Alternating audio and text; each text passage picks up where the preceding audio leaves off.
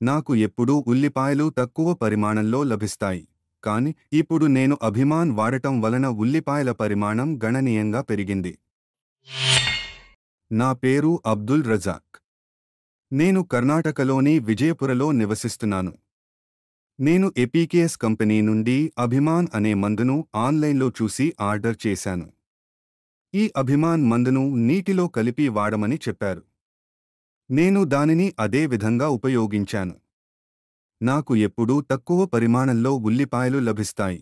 కాని ఇప్పుడు అభిమాన్ దానిని ఉపయోగించిన తర్వాత ఉల్లిపాయల పరిమాణం గణనీయంగా పెరిగింది.